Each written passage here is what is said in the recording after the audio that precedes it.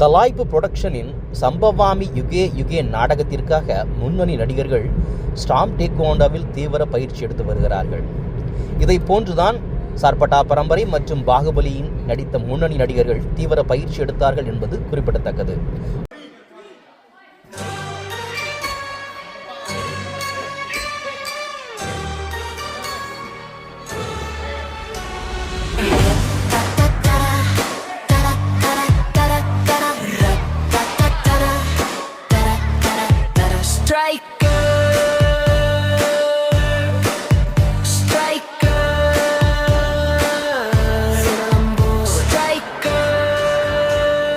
Living in the game.